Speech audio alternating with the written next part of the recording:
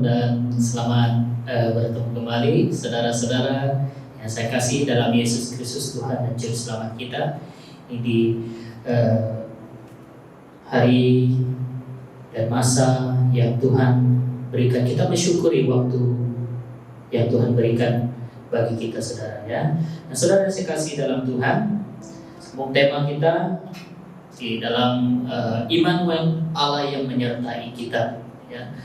Di dalam tradisi gereja mula-mula menjelang Natal ini ada hal-hal yang perlu dipersiapkan, bukan hanya saat hari tersebut saja, tetapi juga di masa kedatangan ataupun dimulai pada abad yang keempat. Kalau kita baca sejarah gereja yang mula-mula ya, jadi sebuah waktu di mana setiap kita merendahkan diri di hadapan Allah ya, memeriksa kondisi hati kita, waktu untuk refleksi dan juga pertobatan, dan juga waktu untuk mengingat dan menghitung setiap berkat dan kebaikan dari Tuhan dan mulai mengucap syukur atasnya. Kalau dipertanyakan mana yang lebih banyak, berkat Tuhan ataupun segala hal yang ataupun masalah yang terjadi dalam kehidupan kita ya. Artinya berkat Tuhan yang paling banyak ya, kesehatan, kekuatan yang Tuhan berikan sampai pada detik ini saudara. Jadi waktu untuk kita juga mau mengampuni kesalahan orang lain ini di hari Natal yang sebenarnya saudara ya, dimana kita berkumpul bersama-sama, nyapa satu dengan yang lain, minta maaf dan minta pengampunan satu dengan yang lain ya. Maka Allah mengampuni semua kita saudara. Jadi sehingga kita juga siap untuk menyambut hari kelahiran Yesus Kristus sebagai Tuhan kita ya. Tidak hanya di dalam rumah tetapi juga yang penting lahir kembali di dalam hati setiap pribadi kita. Itu yang terpenting saudara. Ialah kelahiran itu membuat setiap pribadi kita akan memulihkan keadaan setiap pribadi kita saudara ya, baik di luar ataupun di dalam diri kita masing-masing. Nah, saudara, banyak orang mengetahui dan juga menghafal tentang narasi ataupun lagu-lagu Natal, apatah lagi lagu-lagu Natal ya. Semua banyak orang yang dapat menghafal, tetapi kita mulai kehilangan. Kita menyadari kita mulai kehilangan, mana kita juga lagi tidak lagi kerinduan kita untuk menyambut hari Natal itu ya, ataupun kita kehilangan kekaguman akan hari Natal itu. Karena kalau kita lihat dari awalnya ya, belum kita sampai kalau dibandingkan dengan saat hari-hari ini saudara ya, kekaguman itu tidak sama lagi saudara. Tetapi saudara, marilah kita kembali kepada mana yang membuat kita merasa bahagia di hari sama-sama menyambut hari Natal saudara ya. Jadi setiap kita juga harus melihat apa yang telah kita lihat dari dalam firman Tuhan ini saudara ya. Mari kita membaca, masa saya membawa kita melihat daripada surat Hakim-Hakim yang ke-6 ayat 11 hingga yang ke-16. Saya langsung baca untuk kita. Kemudian datanglah malaikat Tuhan dan duduk di bawah pohon terbatin di Ofra, kepunyaan Yoas orang Abiezer. Itu sedang Gideon anaknya mengirik gandum dalam tempat pemerasan anggur agar tersembunyi bagi orang Midian. Malaikat Tuhan menampakkan diri kepadanya dan berfirman kepadanya, demikian Tuhan menyertai engkau yang pahlawan yang gagah berani. Jawab Gideon kepadanya, ah Tuhanku, jika Tuhan menyertai kami, mengapa semuanya ini menimpa kami? Di manakah segala perbuatan-perbuatannya yang ajaib yang diceritakan oleh nenek moyang kami kepada kami? Ketika mereka berkata, bukankah Tuhan telah menuntun kita keluar dari Mesir, tetapi sekarang Tuhan membawa kami dan menyerahkan kami ke dalam cengkraman orang Midian. Lalu berpalinglah Tuhan kepadanya dan berfirman, pergilah dengan kekuatanmu ini dan selamatkanlah orang Israel dari cengkraman orang Midian. Bukankah aku mengutus engkau? Tetapi jawabnya kepadanya, Tuhanku, dengan apakah akan kuselamatkan orang Israel? Ketahuilah Kaumku adalah yang paling kecil di antara suku Manasye, dan aku pun seorang yang paling muda di antara kaum keluargaku. Berfirmanlah Tuhan kepadanya, tetapi akulah yang menyertai engkau. Sebab itu engkau akan memukul kala orang Midian itu sampai habis. Nah saudara, daripada tema kita ini, ayat pokok kita yaitu di dalam Matius 1 ayat yang ke-23 ya. Masing-masing kita mengingat ayat itu, sesungguhnya anak darah itu akan mengandung dan melahirkan seorang anak laki-laki, dan ia akan melahirkan mengandung seorang anak laki-laki, dan mereka akan menamakan dia Immanuel, yang berarti Allah yang menyertai kita ya. Nah saudara saya kasih dalam Tuhan, Allah beserta kita. Kita perhatikan ayat ini saudara ya, atau Allah menyertai kita, Allah beserta ataupun Allah menyertai kita ya. Jadi adalah ungkapan yang tidak lagi asing bagi semua orang-orang yang percaya kepada Tuhan. Jadi dalam Alkitab disebut perkataan ini lebih dari 106 kali ungkapan ini muncul saudara ya. Karena itu saya kata itu tidak asing lagi bagi kita saudara ya. Karena ungkapan ini 106 kali ungkapan ini muncul dalam Alkitab. Jadi bagaimana seharusnya kita memaknai penyertaan Allah itu dengan betul, dengan sesungguhnya dalam hidup kita sebagai orang yang percaya. Makna penyertaan Tuhan itu bagi setiap pribadi kita. Mari kita akan merenungkan makna penyertaan Tuhan melalui kisah dalam Hakim-Hakim ini. Hakim-Hakim 6 ayat 11 hingga yang ke-16 ini ya. Jadi saudara yang saya kasih dalam Tuhan, implikasi Immanuel, Allah menyertai kita adalah Dia mau tinggal dekat dengan kita, menuntun dan selalu mau menjaga hidup kita. Kita tidak akan pernah dibiarkan berjalan sendirian. Ya, Dia senantiasa menyertai kita. Ada Allah yang selalu menjaga, karena Allah yang selalu menjaga hidup kita sampai pada detik ini, Dia yang senantiasa membela kita. Ya, walaupun di mana kita merasa hidup kita, diri kita tidak mampu lagi untuk melangkah, Dia senantiasa menjadi pembela kita saudara. Dia senantiasa memberikan kekuatan, Dia senantiasa membuka jalan bagi setiap pergumulan yang kita alami dalam hidup kita ya. Di dalam Yohanes 1 ayat 14 mengatakan Allah tinggal berada dekat dengan kita. Dia sama dekat dengan kita ya. Tuhan Yesus mau menjadi manusia karena Dia mau tinggal dekat dan mau bersama-sama dengan kita sebagai orang yang menaruhkan harapan kepada Dia saudara. Nah saudara yang sekasih dalam Tuhan, seperti ada 4 poin yang kita mau lihat daripada Hakim-Hakim ini. Yang pertama, penyertaan Allah tidak membuat segalanya menjadi mudah tetapi indah. Ayat ke-11. Penyertaan Allah tidak membuat segalanya menjadi mudah tetapi indah. Lalu kita baca dalam ayat ke-11, kemudian datanglah malaikat Tuhan dan duduk di bawah pohon terbatin di Ofra, kepunyaan Yoas. Yang kepunyaan Yoas orang Abiazar. Itu sedang Gideon anaknya mengirik gandum dalam tempat pemerasan anggur agar tersembunyi bagi orang Midian. Dan Allah menyertai bangsa Israel, tapi tidak berarti kemudian bangsa Israel bebas dari permasalahan. Allah sentiasa menyertai mereka. Jadi mereka tetap mengalami ancaman demi ancaman. Mereka tetap berhadapan dengan musuh, peperangan demi peperangan, bahkan hambatan demi hambatan yang mereka hadapi saudara dalam sepanjang perjalanan mereka. Jadi bahkan sejak zaman Musa memimpin mereka keluar dari Mesir, kalau kita lihat saat Musa memimpin bangsa Israel, segalanya tidak berjalan dengan mudah. Semuanya memiliki cabarannya tersendiri. Jadi ada banyak hal yang mereka hadapi saudara ya, yang dibalik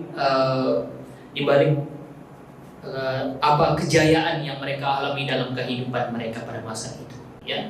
Jadi sebelumnya mereka telah mengalami segala yang pahit, dan pada tepat pada waktu Tuhan itu sendiri mereka mengalami suatu berkat yang Tuhan sediakan bagi mereka ya, yaitu saat Tuhan memimpin mereka pergi ya, dalam perjuangan mereka adalah negeri Kanaan, satu negeri yang Tuhan sediakan kepada mereka ya. Di tanah itu, tanah perjanjian yang berlimpah dengan susu dan madu, itulah berkat yang Tuhan sediakan bagi mereka di tanah Kanaan yang walaupun sebelumnya mereka sangat memiliki ancaman yang ataupun ancaman demi ancaman, peperangan, dan juga hambatan demi hambatan, berbagai masalah yang ada mereka hadapi sepanjang. Tapi Tuhan yang menyertai mereka, semuanya berjalan dengan baik, saudara. Ya, jadi demikian juga dengan kehidupan kita sebagai orang yang percaya pada hari ini, saudara. Tuhan tidak pernah berjanji membebaskan kita daripada masalah, tetapi Tuhan berjanji akan memberikan kekuatan yang terbaik, dan juga sehingga kita mendapat apapun yang kita rindukan dalam kehidupan kita, saudara. Ya. Nah, saudara yang saya kasih dalam Tuhan, penyertaan Tuhan tidak membuat segalanya menjadi mudah, tetapi penyertaan Tuhan membuat segala sesuatu itu menjadi indah dalam hidup kita, saudara. Ya. Dan yang kedua, penyertaan Allah tidak menghilangkan masalah. Dalam ayat yang ke-13, mari kita lihat ayat yang ke-13. Jawab Gideon kepadanya, "Ah Tuhanku, jika Tuhan menyertai kami, mengapa semuanya ini menimpa kami? Di manakah segala perbuatan-perbuatan yang ajaib yang diceritakan oleh nenek moyang kami kepada kami ketika mereka berkata, bukankah Tuhan telah menuntut kita keluar dari Mesir? Tetapi sekarang Tuhan membuang kami dan menyerahkan kami ke dalam cengkeraman orang Midian." Ayat yang ke-13 ini. Kalau kita baca, perhatikan ayat ini, selama kita hidup di dunia ini, saudara, ya, masalah akan tetap ada. Terkadang bahkan Tuhan memakai masalah untuk mendidik dan mendewasakan kita. Masalah yang ada, saudara, ya. Terkadang Tuhan memakai itu untuk mendidik kita dan mendewasakan kita, agar kita dewasa di dalam iman kita kepada Tuhan, dan daripada situ kita akan tetap bertumbuh di dalam Tuhan, saudara. Jadi juga kita melatih, ya, kekuatan iman kita. Dari masalah-masalah yang terjadi juga melatih kita dalam iman kita. Terkadang masalah juga dipakai Tuhan untuk mengingatkan kita, membuat kita ingat satu hal-hal yang salah yang telah kita lakukan sebelumnya, sebelum kita mengenal hal-hal yang baik itu dalam hidup kita. Jadi masalah juga selalu Tuhan pakai untuk menyadarkan kita untuk terus menaruh harapan kepada Tuhan. Mana kita mengalami masalah dan mengalami di saat kita tiada harapan, ya, kita datang kepada Tuhan dan kita menyebut nama Tuhan. Disitulah Tuhan menyatakan dan memberikan pertolongan kepada kita. Itu yang membuat kita ingat kepada Tuhan, saudara. Ya, karena itu poin yang kedua mengatakan penyertaan Allah tidak menghilangkan masalah dalam hidup kita, tapi Dia tetap menyertai kita. Ya, Dia tetap memberikan kekuatan kepada kita. Dan Dia sentiasa memberikan apa yang tidak kita, apapun yang kita pikirkan, baik yang tidak kita pernah pikirkan juga Tuhan sediakan bagi kita, saudara. Ya. Dan yang ketiga, poin yang ketiga, Allah menyertai kita untuk memberikan kemampuan kepada kita. Ayat yang ke-14 mengatakan, ya, kalau kita perhatikan di sini, lalu berpalinglah Tuhan kepadanya dan berfirman, pergilah dengan kekuatanmu ini dan selamatkanlah orang Israel dari cengkeraman orang Midian. Bukankah aku mengutus engkau? Nah, kalau kita perhatikan ayat ini, sesungguhnya Allah tidak pernah meninggalkan mereka, ya, ataupun pada hari ini Allah tidak pernah meninggalkan kita, saudara. Ya, walaupun di tengah masalah yang terjadi dalam hidup kita, satu sakit penyakit yang telah mengancam semua kita, saudara, tetapi Allah tetap menyertai kita, sehingga apapun yang terjadi itu ada rencana, ada maksudnya Tuhan sendiri bagi setiap pribadi kita, saudara, ya. Sehingga kita sendiri mengerti mengapa masalah itu terjadi bagi setiap pribadi kita. Ternyata ada di balik masalah itu Tuhan menyatakan jawaban yang pasti, yang terbaik bagi kita, saudara, ya. Kita mengerti makna kehidupan yang ada di dalam Tuhan itu yang sesungguhnya, saudara, ya. Jadi Dia selalu ada dan memberikan kekuatan kepada kita. Tuhan tidak pernah membiarkan kita sendirian. Dia tidak senang, Dia tidak mau melihat kita berjalan sendirian. Dia senantiasa ada di sisi kita, di kanan, di kiri kita, di atas, bahkan di bawah, bahkan Tuhan senantiasa ada di sekeliling kita, saudara, ya. Roh-Nya senantiasa menyertai kita. Kita harus menyadari kehadiran Tuhan itu bagi setiap pribadi kita, saudara. Matanya senantiasa tertuju kepada kita. Ya, Dia tidak pernah lelah untuk menuntun kehidupan kita. Sampai bila pun penyertaan Tuhan itu ada bagi saya dan bagi saudara. Kita tidak perlu merisaukan keadaan hidup kita pada hari ini. Kita tidak perlu rasa takut apapun yang terjadi ke depannya. Tetap percaya Tuhan ada bersama dengan kita, ya. Tuhan senantiasa memiliki cara yang terbaik untuk kita, di mana kita tidak mampu lagi untuk bertahan, di mana kita tidak mampu lagi untuk meneruskan perjalanan hidup kita. Tuhan yang menuntut, Tuhan yang ada di hadapan kita, yang senantiasa membuat kita terus maju, bahkan terus mencapai tujuan hidup kita masing-masing, saudara. Seperti orang Israel pada masa ini yang terus dalam hakim-hakim ini, ya. Tapi apapun, Tuhan tetap ada bagi mereka. Jadi itulah pengharapan yang ada dalam setiap pribadi mereka pada masa itu, saudara, ya. Jadi ketika Petrus juga dan murid-muridnya, murid-murid Yesus menghadapi ombak yang menggoncang perahu mereka, Yesus ada dan Yesus menolong mereka. Yesus ini buktinya penyertaan Allah senantiasa ada. Daripada firman Tuhan ini kita lihat, ya, ketika Petrus dan murid-muridnya Yesus yang lainnya, mereka menghadapi ombak yang sangat luar biasa, yang membuat mereka menghempas perahu mereka, dan sehingga bahaya itu ada, ya, di hadapan mereka. Jadi Yesus tidak pernah membiarkan mereka. Yesus tetap menolong mereka. Ketika terjadi kehabisan anggur juga, kita lihat di Kana pernikahan, Yesus ada dan Yesus memberikan pertolongan. Dia menambahkan anggur yang kehabisan. Nah, itulah mukjizat ataupun tanda-tanda yang telah Yesus lakukan, supaya kita tahu, ya, Dia senantiasa ada untuk kita, saudara. Di saat kita merasa kekurangan apapun dalam hidup kita, ya, Tuhan pasti memberkati saya dan saudara. Kita jangan merisaukan keadaan hidup kita ke depannya, karena Allah yang ada untuk kita, saudara, ya. Dan poin yang terakhir ini, yang keempat ini, penyertaan Tuhan akan menjamin kita dapat menyelesaikan permasalahan kita. Ayat yang ke-16 mengatakan, berfirmanlah Tuhan kepadanya, tetapi akulah yang menyertai engkau, sebab itu engkau akan memukul kala orang Midian itu sampai habis. Ya. Dia tidak mengatakan kau akan memukul mereka setengah, tetapi yang dikatakan ini sampai habis. Tidak ada jumlah yang tinggal, ya. Itu artinya percaya dengan kekuatan dari Tuhan. Kita hidup percaya dengan kekuatan yang datang daripada Tuhan itu, saudara, ya. Selama hidup kita tetap percaya, karena kita akan pasti dapat menempuhi hari-hari, waktu masa yang penuh dengan cabaran ini, saudara, ya. Apabila kita tetap menaruhkan harapan kita kepada Dia pasti selesaikan segala masalah kita, dan juga Dia yang akan tampil sebagai askar, Dia yang akan tampil bagi kita, yang akan siap membuat kita menang dalam berhadapan dengan apapun keadaan yang terjadi dalam hidup kita, ya. Tapi Dia yang senantiasa pasti menyelesaikan masalah kita, saudara. Mari, saudara, kita datang kepada Dia saat kita mengalami masalah yang sangat berat dalam hidup kita.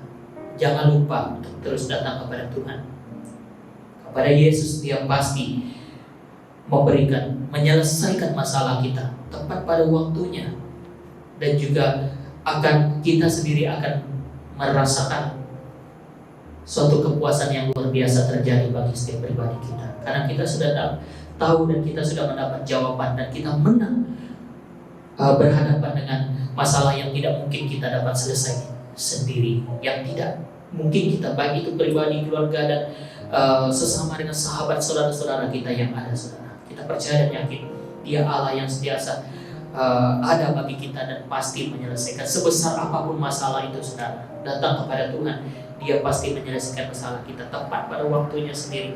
Karena Allah yang saudara dan yang saya sembah adalah Allah yang senantiasa memperhatikan kehidupan kita, ya. Dia tidak pernah lelah untuk menuntun kita, ya. Karena dalam Kisah Rasul 7 ayat 9 hingga yang 10 kalau kita baca, ya, Allah yang mau menuntun dan menyertai setiap kita, ya. Penyertaan Allah bukan berarti kita tidak akan pernah menghadapi masalah dan kekurangan dalam hidup kita, ya, selama hidup di dunia ini. Tetapi karena ada penyertaannya, kita dapat percaya bahwa pada akhirnya semuanya akan mendatangkan kebaikan di dalam kehidupan kita. Tanpa disadari kita mengalami, ya. Itu dalam setiap pribadi kita masing-masing, saudara, sebagai orang yang percaya dan menaruhkan harapan kepada Tuhan. Ya, jadi dalam segala perkara Allah berjanji menyertai kita. Dia juga memberi kita kekuatan dan Dia tampil sebagai pemenang bagi saya dan bagi saudara.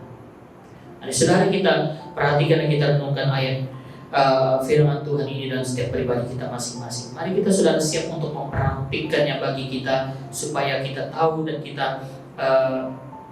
kita masing-masing dapat menghargai dan dapat menghormati hari, ya, hari Natal itu, di mana Raja Tuhan kita, Juru Selamat kita yang lahir bagi saya dan saudara. Karena di atas bahunya ada lambang yang mendamaikan semua orang, ya, semua bangsa yang hidup di dalam kegelapan, yang telah dibawanya keluar dan hidup di dalam terang, hidup yang kekal di dalam Tuhan. Tetaplah percaya bahwa Allah tetap setia dalam setiap kehidupan kita. Dia tetap setia dan Dia masih mau untuk tinggal dekat dengan kita, saudara. Ya, Dia sentiasa untuk mau menuntut dan selalu mau menjaga hidup kita. Mari saudara, kita sama-sama memberi yang terbaik bagi Tuhan di hari. Sama-sama kita melakukan, kalau firman Tuhan yang meminta sesuatu yang kita harus lakukan pada hari ini, kita harus lakukan itu, saudara. Ya. Untuk kesimpulan saya di sini, marilah daripada firman Tuhan ini, firman Tuhan juga mengajar kita untuk terus mengampuni sesama kita. Kalau saudara mengasihi Allah, mengasihi Tuhan kita, karena firman Tuhan yang mengajarkan kepada kita untuk terus mengampuni. Karena Allah kita adalah Allah yang mengampuni. Sesiapapun Dia ampuni, saudara, ya. Sebesar apapun masalah dosa yang kita lakukan, Dia ampuni kita. Mari saudara, kita yang bersahabat, saudara-saudara kita di sekeliling kita, dimanapun kita berada pada saat ini, kita meminta maaf, ya, agar kita sama-sama mengampuni satu dan yang lain. Kita menunjukkan kasih kita kepada saudara kita, saudara, ya. Kita lupakan apa yang sudah membuat kita tidak baik dalam hubungan kita, ya. Karena firman Tuhan ajar kita senantiasa untuk tetap bersatu dan senantiasa untuk tetap tampil menjadi pemenang. Dan Dia tidak mau melihat kita apabila kita hidup di dalam bermusuhan satu dengan yang lain. Selagi itulah firman Tuhan itu tidak akan pernah bertumbuh dalam hidup kita, saudara. Karena itu yang menghambat, itu yang menghalang firman Tuhan untuk bertumbuh dalam kehidupan kita. Mari saudara, di hari Natal ini, saudara, kita sama-sama mengampuni satu dengan lain. Karena firman Tuhan mengajar kita, ya, Tuhan mau menyelesaikan masalah kita. Di poin yang terakhir ini tadi, Tuhan mau menyelesaikan masalah kita, saudara. Bagaimana Tuhan mau menyelesaikan? Kalau bukan kita terlebih dahulu mau menyelesaikan masalah kita. Mari saudara, kita selesaikan masalah kita, permasalahan kita dalam pribadi kita. Kita kosongkan diri kita, datang kepada Tuhan, supaya Roh Tuhan, Kudus Tuhan yang datang dan akan menyelesaikan, bahkan memulihkan keadaan situasi hati dan juga pikiran kita, ya. Kondisi hati dan pikiran kita dimanapun kita berada, situasi kehidupan kita dimanapun kita berada pada saat ini, saudara. Mari saudara, demikianlah firman Tuhan yang berbicara kepada kita. Mari kita menyahut dan mari kita meresponi firman Tuhan ini dalam setiap pribadi kita masing-masing. Ada 4 poin firman Tuhan yang kita harus ingat dalam kehidupan kita pada hari ini, saudara, ya. Yang pertama tadi, penyertaan Tuhan tidak membuat segalanya menjadi mudah tetapi indah, ya. Dan yang kedua, penyertaan Allah tidak menghilangkan masalah, tapi Dia tetap memberikan kekuatan kepada kita. Karena masalah akan mendewasakan kita dan membuat kita belajar sesuatu yang membuat kita akan bertumbuh melalui masalah-masalah yang terjadi dalam kehidupan kita. Dan yang ketiga, Allah menyertai kita untuk memberikan kemampuan kepada kita. Dan yang terakhir tadi, penyertaan Tuhan akan menjamin kita dapat menyelesaikan masalah kita. Kita ada selagi kita memiliki Tuhan dan tetap percaya kepada Tuhan. Firman Tuhan menjamin dia pasti dapat menyelesaikan masalah kita. Mari saudara, kita memperbaharui pikiran kita sebelum kita menginjak ataupun sebelum kita ke tahun yang baru.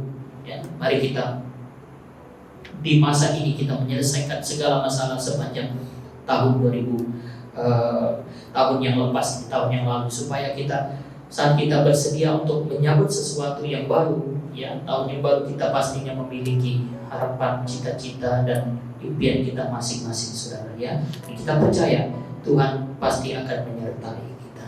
Apapun yang kita lakukan itu, Tuhan pasti menyertai kita. Mari saudara kita berdoa.